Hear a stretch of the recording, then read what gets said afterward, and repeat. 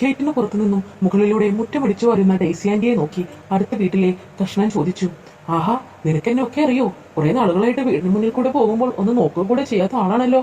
അതാന്റി എപ്പോഴും എന്തെങ്കിലുമൊക്കെ പണിയിലായിരിക്കും. പിന്നെ ഞാൻ ശല്യപ്പെടുത്തേണ്ടെന്ന് കരുതിയിട്ടാ. ആയിക്കോട്ടെ.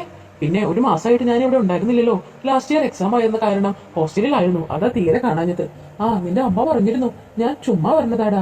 പിന്നെ ഗ്യാസ് കഴിഞ്ഞു. അവരെ വിളിച്ച് ചോദിച്ചപ്പോൾ വരാൻ താമസം എടുക്കുമെന്നും പറഞ്ഞു. അങ്കിൾ അതുകൊണ്ട് വരാൻ വാങ്ങാനായി പോയിരിക്കുകയാണ്. അല്ല ആന്റി, ആന്റി മുറ്റമടിക്കാൻ തുടങ്ങിയിട്ട് നേരം കുറെ ആയല്ലോ. എന്താ മുറ്റമടി കഴിയാത്തെ? എന്തോ വയ്യായ്കുള്ള പോലെ തോന്നുന്നുണ്ടല്ലോ. കുറച്ചു നേരമായി ഞാൻ ആന്റിയെ നോക്കിക്കൊണ്ടിരിക്കുകയായിരുന്നു. നിനക്കെങ്കിലും അത് തോന്നിയല്ലോ. ഇവിടെ ഒരാളുണ്ട്, ആൾക്കതൊന്നും അറിയണ്ട. എറണാകുളത്തെ ബിസിനസ് ആവശ്യത്തിനായി പോയിരുന്നത് കാരണം അങ്ങനെ 2 ആഴ്ച ഇവിടെ ഉണ്ടായിരുന്നില്ലല്ലോ. അതുകൊണ്ട് ഇന്നലെ കാലത്ത് വന്നപ്പോ തൊട്ട് നല്ല പണിയാ മോനെ. ഒന്ന് മര്യാദയ്ക്ക് ഇരിക്കാനോ കിടക്കാനോ സമ്മതിച്ചിട്ടില്ല. എന്റെ നടു ഒഴിഞ്ഞത് മാത്രം ബാക്കി. വയസ്സായി എന്നുള്ള ഒരു ചിന്തയും അങ്ങേർക്കില്ല. എപ്പോഴും ചെറുപ്പക്കാരനാണ് അങ്ങേരുടെ വിചാരം. അങ്ങേർക്കാണെങ്കിൽ ഭയങ്കര ധൃതിയാ. എനിക്കാണെങ്കിൽ പണിയെടുക്കുമ്പോ പതുക്കെ പതുക്കെ ചെയ്യുന്നതാണ് ഇഷ്ടം. അല്ല കിച്ച, നിനക്ക് എന്തിനാ പങ്കിള്ളേ? ഒന്നുമില്ല ആന്റി, ഞാൻ വെറുതെ അങ്കിളുണ്ടോന്ന് ചോദിച്ചെന്നേ ഉള്ളൂ. എന്താടാ കാര്യം? അത് പിന്നെ ചേച്ചി എന്നും പറഞ്ഞ് അവൻ ഗേറ്റ് തുറന്നുള്ളിലേക്ക് കയറി. അല്ലടാ, നിന്റെ വീട്ടിൽ നിന്ന് ആരില്ലേ? ഇന്ന് അനക്കൊന്നും കേട്ടില്ലല്ലോ. ഇല്ല ആന്റി, അവരൊരു കല്യാണത്തിന് പോയിരിക്കുകയാണ്. തൃശ്ശൂരാണ്. ഇന്ന് വരാനുണ്ടാവില്ല. നിന്റെ മാമന്റെ ബന്ധുവിന്റെ അല്ലേ? നിന്റെ അമ്മ 2 ദിവസം മുന്നേ കണ്ടപ്പോ പറഞ്ഞിരുന്നു. ഞാനതങ്ങോട്ട് മറന്നുപോയി. ആന്റിക്ക് ഇടയായിട്ട് മറവിയും കൂടുതലാണല്ലോ. മറന്നതല്ലടാ, പെട്ടെന്ന് വിട്ടുപോയതാ. എന്നിട്ട് അവരെപ്പോഴാ പോയേ? പുലർച്ചെ തന്നെ പോയി ആന്റി. അല്ലടാ, അപ്പൊ ഇവിടെ എന്തെങ്കിലും വെച്ചിട്ടുണ്ടോ? ഇല്ല ആന്റി, ഞാനൊരു കട്ടലിട്ട് കുടിച്ചു. പേപ്പർ വായിച്ചുകൊണ്ടിരിക്കുമ്പോഴാ ആന്റി കുറ്റമടിക്കുന്നത് കണ്ടത്. ഇനി എന്തെങ്കിലും വാങ്ങിച്ചു കൊണ്ടുവരണം, അല്ലെങ്കിൽ അവിടെ പോയി കഴിക്കണം. നമുക്ക് തരാനൊന്നും ആരുമില്ലല്ലോ. അത് കേട്ട് മുറ്റമടി നിർത്തി നേരെ നിന്ന് കിച്ചന്റെ നേരെ നോക്കി ആന്റി പറഞ്ഞു. ഓഹോ, എന്നാ നീ ഇനി ഒന്നും വെക്കാനോ വാങ്ങാനോ നിൽക്കണ്ട. നിനക്കുള്ളത് കൂടി ഞാൻ ഇവിടെ ഉണ്ടാക്കാം. ഇന്ന് നമുക്ക് ഇവിടെ നിന്നാവാം എല്ലാം. ഈ ആന്റി ഇവിടെ ഉള്ളപ്പോ നീ എന്തിനാ പുറത്തൊക്കെ പോയി കഴിക്കുന്നത്? നിന്റെ ഇഷ്ടങ്ങളൊക്കെ ആന്റിക്ക് അറിയാം. ചെറുപ്പം തൊട്ടേ കാണുന്നതല്ലേ നിന്നെ. ഞാൻ കുറെ ഊട്ടിയിട്ട് ഉറക്കിയിട്ടൊക്കെ ഉള്ളതാ നിന്നെ. ഇപ്പോഴല്ലേ നീ വലിയ ആളായതും ഇങ്ങോട്ടൊക്കെ വരാതായതും. അയ്യോ, അങ്ങനെയൊന്നും ഇല്ല ആന്റി. ആന്റിക്ക് വെറുതെ ബുദ്ധിമുട്ടാവണ്ടെന്ന് വെച്ചിട്ടാ.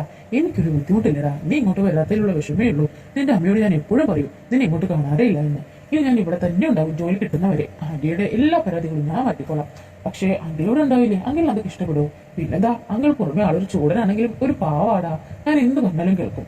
അങ്കിൾ ഇന്ന് കൊച്ചിക്ക് പോകും. 2 ദിവസം കൂടി അവിടെ മീറ്റിംഗ് ഉണ്ട് അദ്ദേഹത്തിന്. അങ്ങേർക്ക് എന്നെ അവിടെ ഒറ്റയ്ക്ക് പോകാൻ പേടിയാ. നിന്റെ വീട്ടിൽ നിന്ന് ആരെങ്കിലും വിളിച്ച് നിർത്തിക്കോളാൻ പറഞ്ഞിട്ടുണ്ടായിരുന്നു. ഇനിയിപ്പോ നീ ഉണ്ടല്ലോ, നീയും ഒറ്റയ്ക്കാ ഞാനും ഒറ്റയ്ക്കാ. അതുകൊണ്ട് നമുക്ക് ഇന്ന് ഇവിടെ കൂടാം. ശരി ആന്റി എന്നും പറഞ്ഞ് അവൻ സമ്മതിച്ചു. കിച്ച, നിനക്ക് വിശക്കുന്നുണ്ടോടാ? കഴിക്കാറായോ? ഇല്ല ആന്റി, വിശപ്പാവുന്നേ ഉള്ളൂ. അങ്കിൾ വരട്ടോ. കാലത്ത് ഗ്യാസ് തീർന്ന കാരണം ഒന്നും ഉണ്ടാക്കിയിട്ടില്ല. അങ്കിൾ ഗ്യാസ് കൊണ്ടുവന്നിട്ട് ബ്രേക്ക്ഫാസ്റ്റ് ഉണ്ടാക്കി വരാട്ടോ. അത് മതി ആന്റി. പറഞ്ഞു തീരുമാനം അങ്കിൾ കാറിൽ ഗ്യാസ് കുറ്റിയുമായി എത്തി. അതുകൊണ്ടതും കിച്ചൺ ഗേറ്റ് തുറന്നിട്ട് കൊടുത്തു. അങ്കിൾ കാറിൽ നിന്നും ഇറങ്ങി കിച്ചനെ നോക്കി വിഷ് ചെയ്തു. കിച്ചൻ എന്തൊക്കെയുണ്ടാ വിശേഷം? നല്ലത് തന്നെ അങ്കിൾ. അപ്പോഴേക്കും ആന്റി എല്ലാ കാര്യങ്ങളും അങ്കിളിനോട് പറഞ്ഞിരുന്നു. അതെന്തായാലും നന്നായി കിച്ച. എനിക്ക് എപ്പോഴാ സമ്മതനായത്. നീ ഇങ്ങോട്ട് പോന്നോട്ടോ. ശരി അങ്കിൾ. അതും പറഞ്ഞുകൊണ്ട് അയാൾ ടിക്കിയിൽ ഇരുന്നിരുന്ന ഗ്യാസ് കുറ്റി എടുക്കാൻ ശ്രമിച്ചുകൊണ്ടിരുന്നപ്പോൾ കിച്ചൻ വേഗം ചെന്ന് അങ്കിളിനെ സഹായിച്ചു. അങ്ങനെ അവർ 2 പേരും കൂടി അത് അടുക്കളയിൽ എത്തിച്ചു. ആന്റി വേഗം തന്നെ അത് കണക്ട് ചെയ്ത് ബ്രേക്ക്ഫാസ്റ്റ് ഉണ്ടാക്കാൻ തുടങ്ങി.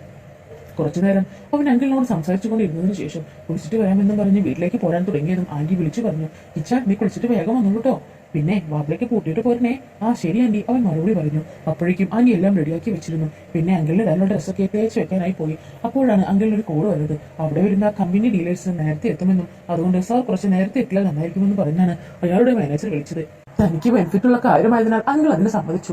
അങ്കിൾ പെട്ടെന്ന് തന്നെ കുളിച്ച് ഡ്രസ്സ് മാറി ആന്റിയോട് 2 ദിവസത്തേക്കുള്ള ഡ്രസ്സ് പാക്ക് ചെയ്യാനും പറഞ്ഞു. അപ്പൊ ആന്റി അങ്കിളിനോടായി പറഞ്ഞു, എന്നാ നിങ്ങൾ വേഗം ബ്രേക്ക്ഫാസ്റ്റ് കഴിക്കുക, എന്നിട്ട് ഇറങ്ങിയാൽ മതി. ഞാൻ കിച്ചൺ വന്നിട്ട് അവനോടൊപ്പം കഴിച്ചോളാം. ശരി എന്നും പറഞ്ഞ് ഷടയെന്ന് കളിച്ചുകൊണ്ടിരിക്കുമ്പോൾ കിച്ചൻ കുളിയൊക്കെ കഴിഞ്ഞ് കാവിമുണ്ടും വെളിയും ഒരു ചന്ദനക്കുറിയും ഒക്കെ തൊട്ടി കയറി വന്നു.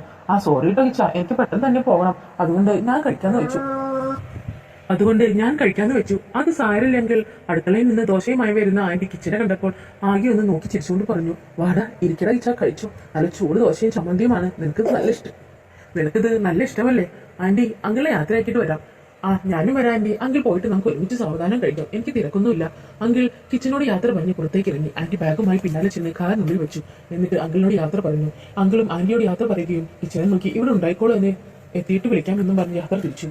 കിച്ചനും തലയാട്ടിക്കൊണ്ട് യാത്ര പറഞ്ഞു. പിന്നെ ആന്റിയും കിച്ചനും അകത്തേക്ക് കയറി. ആന്റി ഉമ്മറത്തെ വാതിലടച്ചു. കിച്ചൻ വേഗം ഡൈനിങ് ടേബിളിൽ ഇരുന്ന് വിളിക്കാൻ തുടങ്ങി. ആന്റി വേഗം കഴിക്കാം, വിശന്നിട്ട് വയ്യ. അത്രയ്ക്ക് വിശപ്പായോ? അപ്പൊ നീ എന്നെ പറഞ്ഞ വിശപ്പായിട്ടില്ലെന്ന്? അത് ഞാൻ അങ്കിളുകൊണ്ട് ഒരു ബിൽഡപ്പ് ഇട്ടതല്ലേ? അമ്മടെ കള്ള, കഴിക്കാം. അങ്ങനെ അവർ 2 പേരും പരസ്പരം വിളമ്പി കൊടുത്ത് ആ ചൂട് ദോശയും കാലക്കൊഴുത്ത് തേങ്ങാ ചമ്മന്തിയും കഴിച്ചു. ഒപ്പം നല്ല ചൂട് ചായയും ഊതി കുടിച്ചു. ഉച്ചക്കത്തേക്കുള്ള ഫുഡൊക്കെ ആന്റി റെഡിയാക്കിയിരുന്നു. കുറച്ചൊക്കെ കിച്ചനും ആന്റിയെ സഹായിച്ചു. നല്ല ചിക്കൻ കറിയാണ് ആന്റി ഉണ്ടാക്കിയത്. പിന്നെ കുറച്ചു നേരം കിച്ചൻ ടി വി കണ്ടിരുന്നു. അല്പനേരം ആന്റിയും അവന്റെ കൂടെ ടി വി കാണാതിരുന്നു. പാട്ടുകൾ കേൾക്കാനാണ് ആന്റിക്ക് ഏറെ ഇഷ്ടം. അവർ ഒരുമിച്ചിരുന്ന് കുറെ പാട്ടുകൾ കേട്ടു. സമയം പോയതേ അറിഞ്ഞില്ല. പിന്നെ ആന്റി അലക്കാനായി പിന്നിലേക്ക് പോയി. അവരുടെ വാഷിംഗ് മെഷീൻ കേടായതുകൊണ്ട് അലക്കലിലാണ് ആന്റി തുള്ളിയെടുക്കാൻ പോയത്. വേറൊരു പണിയും ഇല്ലാത്തതുകൊണ്ട് കിച്ചനും കൂടെ പോയി. വളരെ വിശാലമായ ഒരു പറമ്പിനുള്ളിലാണ് ആന്റിയുടെ വീട് ഇരിക്കുന്നത്. പിന്നെ നിറയെ ജാതി മരങ്ങളാണ്. അതുകൊണ്ട് തന്നെ നല്ല കുളിർക്കാറ്റും തണുപ്പുമാണ് അവിടെ എപ്പോഴും. 4 സൈഡും മതിൽ കെട്ടി തിരിച്ചിട്ടുമുണ്ട്. ആന്റിക്ക് ഒരു മോനും മോളുമാണുള്ളത്. അതിലൊരാൾ അമേരിക്കയിലും ഒരാൾ കാനഡയിലുമാണ്. ഇവിടെ ആന്റിയും മകളും മാത്രമേ ഉള്ളൂ. അങ്ങനെ ആന്റി അലക്കാൻ തുടങ്ങി. അങ്കിളിന്റെ പാൻറ്റൊക്കെ ഉണ്ടായിരുന്നു. അതുകൊണ്ട് നന്നായി വീശി അടിക്കുന്നുണ്ട് ആന്റി. ഞാൻ സഹായിക്കണോ ആന്റി? അവൾ ചോദിച്ചു. അയ്യോ വേണ്ട ഇച്ച, ഇതൊക്കെ ആന്റിക്ക് ചെയ്യാവുന്നതേ ഉള്ളൂ. നീ ആ പഴവും പല്ലും കുറിച്ച് കണ്ടോണ്ടിരുന്നാൽ മതിട്ടോ. അവൻ അങ്ങനെ നോക്കിക്കൊണ്ടിരുന്നു. ആന്റിയോട് ചോദിച്ചു, ആന്റിക്ക് ഇപ്പോൾ എത്ര വയസ്സുണ്ട്? നിനക്ക് എന്തിനെപ്പോൾ എന്റെ വയസ്സ്? പറ ആന്റി. ഒരു 10-38 കാണും. അത് ചുമ 38ഒന്നുമില്ല, ഒരു 20. അതിൽ കൂടുതൽ തോന്നില്ല. ഒന്ന് പോച്ചേക്ക കളിയാക്കാതെ. ഈ ചെക്കൻ്റെ ഒരു കാര്യം. ഞാനേ 2 കുട്ടികളുടെ അമ്മയാ. അത് പറഞ്ഞു നടക്കേണ്ടി വരും. 2 കുട്ടികൾ പോയിട്ട് പ്രസവിച്ചു എന്ന് പോലും തോന്നില്ല. വേണ്ട, എന്തോ ഒരു കാര്യം സാധിക്കാനുണ്ടല്ലോ. ഒന്നുമില്ല ആന്റി, ഞാൻ സത്യം പറഞ്ഞതേ ഉള്ളൂ. നീ വെറുതെ ഇരുന്ന് ഓരോന്ന് ആലോചിച്ച് കൂട്ടാതെ വാ എന്റെ കൂടെ. നമുക്ക് ടെറസ് കയറിയിട്ട് ഈ തുണിയൊക്കെ ഒന്ന് വിരിക്കാം. അതിനെന്താ, ഞാൻ വരാലോ. ആ ബക്കറ്റ് ഇങ്ങോട്ട് താ ആന്റി, ഞാൻ പിടിക്കാം. അങ്ങനെ അവർ തുണിയൊക്കെ വിരിച്ച് വന്ന് താഴെ എത്തി. കുറച്ചു നേരം വരുന്നതിന് ശേഷം ആന്റി പറഞ്ഞു, നീ വേണമെങ്കിൽ കുറച്ചു നേരം റൂമിൽ AC ഇട്ട് കിടന്നോ, ഞാൻ കുളിച്ചിട്ട് വരാം. ആകെ വേർതിരിക്കുക. കിച്ചൺ കട്ടിലിൽ വാതിലടച്ചു. AC ഇട്ട് കട്ടിലിൽ ഫോണും നോക്കി കിടന്നു. ആന്റി ഷവറിട്ട് കുളിക്കുന്ന ശബ്ദം അവന് കേൾക്കാമായിരുന്നു. അങ്ങനെ കിടന്ന് അവന്റെ കണ്ണുകൾ അടഞ്ഞു പോയിരുന്നു. കുറച്ച് സമയത്തിന് ശേഷം ആന്റി കുളി കഴിഞ്ഞ് വന്ന് ഡ്രസ്സൊക്കെ മാറി കിച്ചനെ തട്ടി വിളിച്ചു. കിച്ച ഉറങ്ങിയോ നീ? അവൻ പെട്ടെന്ന് ചാടി എഴുന്നിട്ടു. അയ്യോ പെട്ടെന്ന് ഉറങ്ങിപ്പോയി ആന്റി. സാരല്ലേടാ, വാ നമുക്ക് ഫുഡ് വെച്ചിട്ട് കിടക്കാം. അങ്ങനെ നല്ല എരിവുള്ള ചിക്കൻ കറി അവൻ മതിയാവോളം കഴിച്ചു. ആന്റി വാരി കൊള്ളുകയും ചെയ്തു. കാരണം ആന്റിക്ക് അറിയാമായിരുന്നു അവന് ചിക്കൻ കറി എന്നാൽ ഒത്തിരി ഇഷ്ടമാണെന്ന്. അങ്ങനെ ഒരു വർത്തമാനങ്ങൾ പറഞ്ഞിരുന്നു അവർ. കിച്ചന്റെ കോളേജിലെ വിശേഷങ്ങളെക്കുറിച്ചും അവന്റെ പഴയ ഗേൾഫ്രണ്ടിനെ കുറിച്ചും അത് ബ്രേക്കപ്പ് ആയതിനെ കുറിച്ചും ഒക്കെ അവൻ വായ തുറന്ന് ആന്റിയോട് പറഞ്ഞുകൊണ്ടിരുന്നു. അങ്ങനെ സംസാരിച്ച സമയം രാത്രിയായി. ഉച്ചയ്ക്ക് ഉണ്ടാക്കിയ ഫുഡ് ബാക്കിയുള്ളതുകൊണ്ട് രാത്രിയിൽ പ്രത്യേകിച്ച് ഒന്നും ഉണ്ടാക്കേണ്ട എന്ന് കിച്ചൻ തന്നെ ആന്റിയോട് പറഞ്ഞു. അവർ ഒരുമിച്ച് ഒരു സിനിമ ഇട്ട് കണ്ടു. പിന്നെ 8 മണിയോട് കൂടി 2 പേരും ഭക്ഷണം കഴിച്ചു. പതിവില്ലാതെ അന്ന് രാത്രി നല്ല ഇടിയും മഴയും ഉണ്ടായി. അതുകൊണ്ട് ആന്റി കിച്ചനോട് പറഞ്ഞു, കിച്ച നീ ആ ജനലും അതുമൊക്കെ അടച്ചു. നല്ല ഇടിയും മഴയും ഉണ്ട്. ഞാൻ അപ്പോഴേക്കും അടുക്കളയിലെ ബാക്കിയുള്ള പാത്രങ്ങളൊക്കെ കഴുകി വെച്ച് വേഗം വരാം. എന്നിട്ട് നമുക്ക് കിടക്കാം.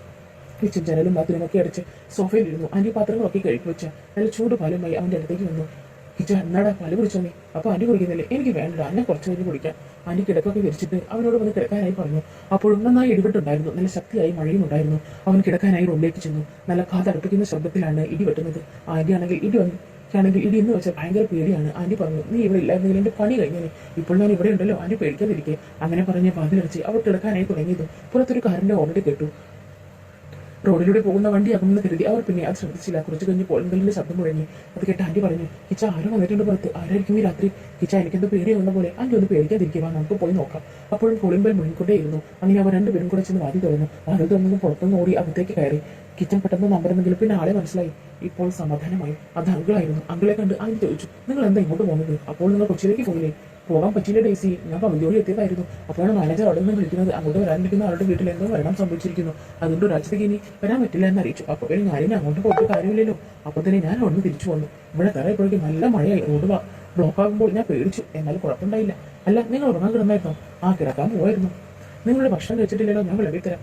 ശരി, ഞാൻ ഈ ഡ്രസ്സൊന്ന് മാറിയിട്ട് വരാം. നീ അപ്പോഴേക്കും വിളമ്പി വയ്ക്കും. നല്ല വിശപ്പുണ്ട്. എല്ലാം കിട്ടി നിൽക്കുന്ന കിച്ചനോട് ആന്റി പറഞ്ഞു, കിച്ച നീ പോയി കിടന്നോ, ഞാൻ അവിടെ വിരിച്ചിട്ടുണ്ട്. ഞാനിനി അങ്കിൾ ഭക്ഷണമൊക്കെ കൊടുത്തിട്ട് വരാൻ ലേറ്റ് ആകും. അതുകൊണ്ട് നീ വെറുതെ ഓർക്കാൻ കഴിയില്ല, അവിടെ കിടന്നോ. എനിക്കിനി അങ്കിളിന്റെ കൂട്ടുണ്ടല്ലോ. അത് കേട്ട് അവൻ മറുപടി ഒന്നും പറഞ്ഞില്ല. ചെറുതായെന്ന് തലയാട്ടി കൊണ്ട് അവൻ റൂമിൽ കയറി കിടന്നു. ഇനി നല്ല വല്ല സ്വപ്നം കണ്ട് സമാധാനിക്കുമെന്ന് വിചാരിച്ച് അവൻ പതിയെ കണ്ണുകൾ അടച്ചു. അപ്പോൾ ഇന്നത്തെ നമ്മുടെ ഈ മോട്ടിവേഷണൽ സ്റ്റോറി എല്ലാവർക്കും ഒത്തിരി ഇഷ്ടപ്പെടുമെന്ന് കരുതുന്നു. ഇഷ്ടപ്പെടുവാണെങ്കിൽ ലൈക്ക് ചെയ്യാനും ഷെയർ ചെയ്യാനും സബ്സ്ക്രൈബ് ചെയ്യാനും നിങ്ങൾ മറന്നു പോരുത്. ഇതിന് നല്ല കഥകളുമായി നിങ്ങൾക്ക് ലൈക്ക് ഇനിയും വരുന്നതായിരിക്കും. അതുവരേക്കും ബൈ ബൈ ഫ്രണ്ട്സ്.